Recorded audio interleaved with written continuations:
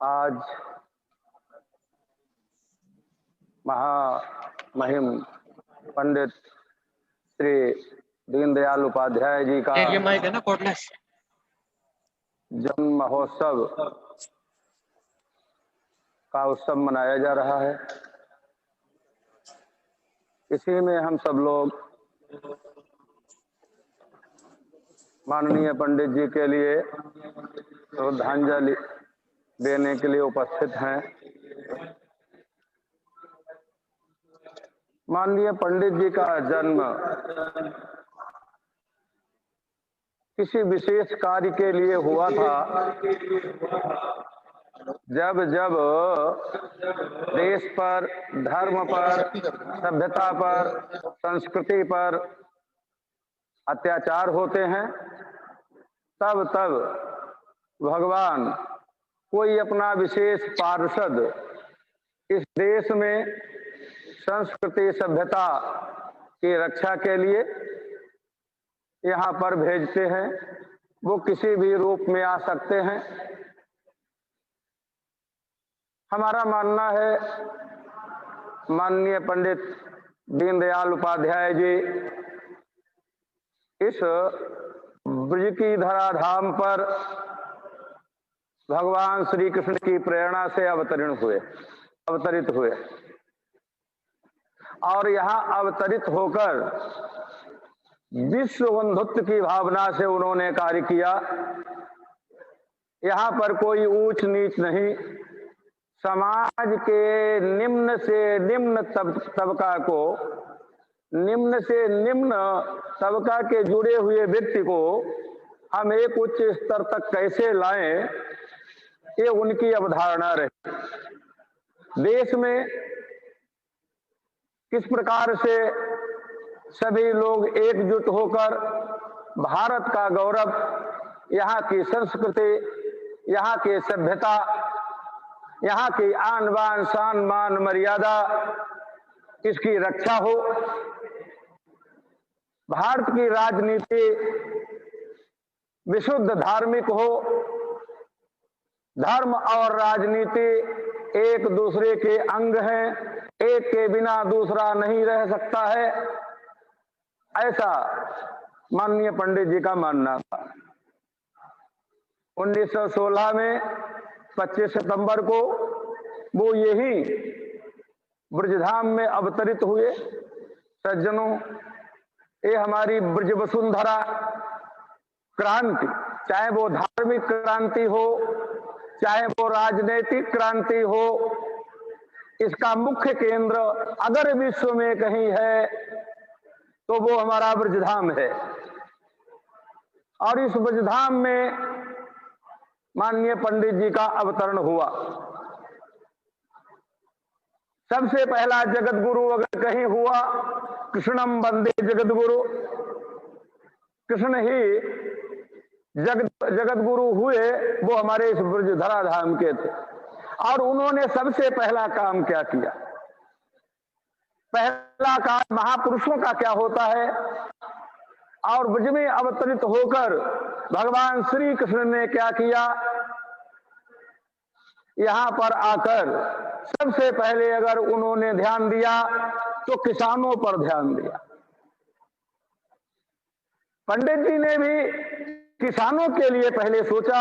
हमारे देश का किसान समृद्ध होगा तो हमारा देश समृद्ध होगा, हमारी संस्कृति समृद्ध होगी। सज्जनों, जब विश्व का अर्थव्यवस्था गिरने लगी, लेकिन भारत उस समय भी समृद्ध था। भारत सोने की चिड़िया थी। वो सोने की चिड़िया क्यों थी? यहाँ के किसान के कारण थी। पंडित जी ने किसानों के लिए सोचा। यहाँ का किसानों को समृद्ध बनाने के लिए आवश्यकता होती है गाय की। गाय हमारे देश की नहीं, विश्व की एक धुरी है, अर्थव्यवस्था की धुरी है, स्वास्थ्य व्यवस्था की धुरी है। अथर्ववेद में तीसरा और चौथा जो अध्याय है, कांड है, तीसरा कांड और चौथे कांड में अथर्ववेद के गोसूक्त और गोष्ठ सूक्त, यानी गाय और गौशाला, गोष्ठ माने गौशाला, दो सूक्तों का वर्णन है। और उनसे पहले अथर्ववेद में ही पृथ्वी सूक्त है। पृथ्वी सूक्त माने किसानों का सूक्त, किसानों की बात। किसान कभी देशद्रोही नहीं हो सकता। पृथ्वी सूक्त का मतलब है पृथ्वी से प्रेम करना, हमारे देश की मिट्टी से प्रेम करना। और वो सब सर्वाधिक कहां देखा जाता? वो किसानों में देखा जाता। किसान इस मिट्टी में पैदा होता है, इस मिट्टी में लड़ता है, इसमें खेलता है और इसी में समाहित हो जाता है। वो मिट्टी को ही, इस पृथ्वी को अपनी माता मानता है। यद्यपि हम सभी लोग जितने हैं, पृथ्वी सूक्त में अथर्ववेद में कहा गया पृथ्वी हमारी सबकी माता है और हम सब पृथ्वी के पुत्र हैं। इसलिए किसानों को पृथ्वी पुत्र कहते हैं। ये किसानों के लिए गौरव प्राप्त है। पृथ्वी को समृद्ध बनाने को, कृषि को समृद्ध बनाने के लिए दूसरा सूक्त आता है, उसे गो सूक्त कहते हैं। गाय की महिमा पुराणों में ही नहीं, हमारे वेदों में भी भूरी भूरी महिमा है। यद्यपि गाय का अवतरण ऐसा माना जाता है शास्त्रों में, समुद्र मंथन के समय रत्नों के साथ गाय भी उत्पन्न हुई। वहां पर 5 गाय समुद्र मंथन से उत्पन्न होती हैं और उन्हीं गायों की आज जितनी भी संस्कृति देखी जाती है वो उन्हीं गायों की। 5 ऋषियों को वो गाय दी गई, अर्थात ये सिद्ध होता है हमारे देश के महात्माओं का कर्तव्य है, ऋषियों का कर्तव्य है, वो गाय की सेवा करें, गाय के विषय में जनता को जागृत करें और किसानों को समृद्ध बनाएं। ये महात्माओं का भी दायित्व होता है। पंडित जी ने इसको भी प्राथमिकता से लिया, किसानों को और गाय को भी प्राथमिकता दी। क्यों? गाय हमारे धर्म की, हमारे देश की मुख्य धोरी है, हमारे धर्म की रीढ़ है। बिना गाय के कुछ हो नहीं सकता। यदि घर में छोटे से छोटा हवन करना है तो सबसे पहले गाय के गोबर को लाके उसे लीपने का विधान है। इतना ही नहीं, जीवन में कोई पाप बन जाए, छोटा मोटा बड़ा, तो गाय के गोमूत्र से ही, गोबर से ही घी, दूध, दही से मिलाकर जो पंचगव्य बनता है, वो पंचगव्य समस्त पापों को दूर कर देता है। यत् त्वक अस्थिगतम पापम, यत् त्वक अस्थिगतम पापम देहे तिष्ठति माम के प्रासनात् पंचगव्यस्य दहे त्वग निर्वेंधनम। हमारी हड्डियों में पाप चला गया हो, हमारी त्वचा में पाप चला गया हो, हमारे देह में पाप चला गया हो, मांस रक्त में पाप चला गया हो, वो भी जब शुद्ध गोमय, गोमूत्र, गोदुग्ध, गोदधि और गोघृत के द्वारा जो बना हुआ पंचगव्य है, वेद मंत्रों के द्वारा उसका प्राशन कराने से ऐसे पाप दूर हो जाते हैं। ऐसा वेद का मानना है, हमारे ऋषियों का मानना है। सज्जनों, जब हम पहले पूजा करने बैठते हैं तो हमारे धर्म की एक विशेषता है, उसमें गौरी गणेश की पूजा होती है।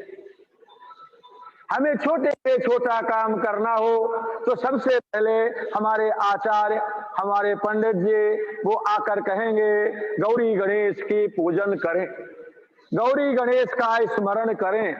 जब गौरी गणेश के पूजन का वर्णन आता है, वहां पर शास्त्र क्या कहते हैं कि वहां सोने की मूर्ति नहीं मंगाई जाती, चांदी की मूर्ति नहीं मंगाई जाती, धातुओं की मूर्ति नहीं मंगाई जाती।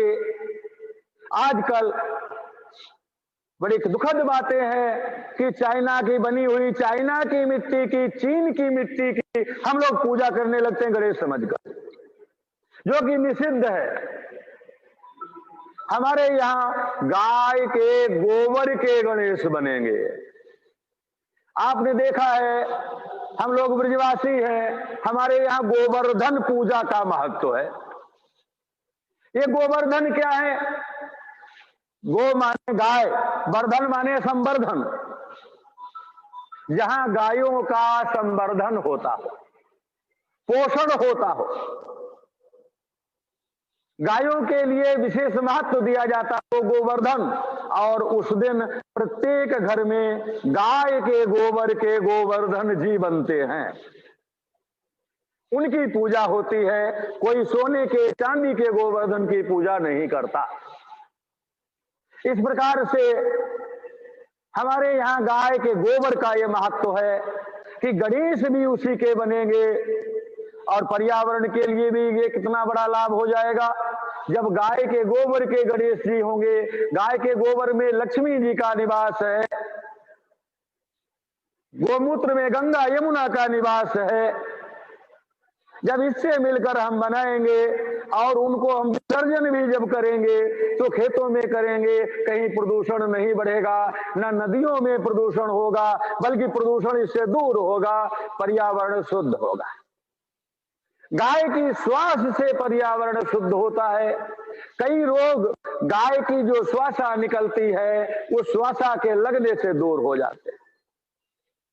शायद मेरी जानकारी में यहाँ पर अभी मार्च से कोरोना चल रहा है, कोरोना में किसी ग्वारिया को कोरोना नहीं हुआ होगा।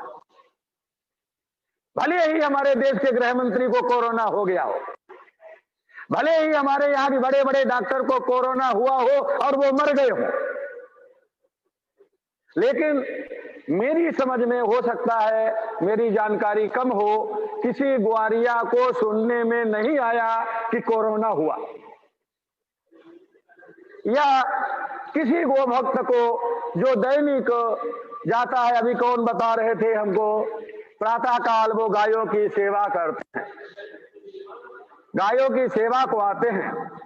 गाय की विशेषता है, वेद कहते हैं माका रुद्राणाम दुहिता वसूनाम स्वसादित्यानाम अमृतस्य नाभि। रुद्र शब्द, रुद्र का अर्थ होता है समस्त दुखों को दूर करने वाला, समस्त दुखों को दूर करने वाला। गाय की विशेषता है समस्त दुखों को दूर करने वालों की माता है, उनको भी पुष्ट करती है। भगवान शंकर को, शिव को जब गोदुग्ध से अभिषेक करते हैं, बड़ी बड़ी समस्याओं का समाधान हो जाता है। माता रुद्राणाम और दुहिता वसूनाम, वसु कहते हैं धन के देवताओं को, धन के देवताओं की दुहिता माने पुत्री है। जहां पुत्री की सेवा होती है धन अनायास वृद्धि को प्राप्त होता है। कहां से आ रहा, कैसे आ रहा, इसका कोई पता नहीं। और आदित्य समस्त रोगों को नष्ट करके ज्ञान स्वरूप स्वच्छ ज्ञान को, ब्रह्म विद्या को देने वाले हैं। उनकी बहन है, उनकी प्रीति होती है, ब्रह्म विद्या आदि की प्राप्ति होती है। और अमृतस्य नाभि, अमृत को देने वाली है, अमृत की वृद्धि करने वाली है, अर्थात स्वास्थ्य की वृद्धि करने वाली है। उससे जो घृत पैदा होता है उस घृत से देवताओं की प्रीति होती है, देवता हमारे लिए इच्छित भोग देते हैं। इसलिए हम लोगों को गाय की सेवा करना चाहिए। गाय का विशेष महत्व है, और पंडित दीनदयाल उपाध्याय महाराज का यही कहना था। और उनकी सच्ची श्रद्धांजलि और उनकी भावनाओं का, उनके स्वप्नों को साकार करना है तो हमको गाय की सेवा करनी है। हमारे वेद, हमारे पुराण, हमारी स्मृतियां गाय का विशेष महत्व वर्णन करती हैं। इसके साथ हम अपनी वाणी को विराम देते हैं। आप सभी के लिए शुभकामनाएं और सभी के लिए आशीर्वाद।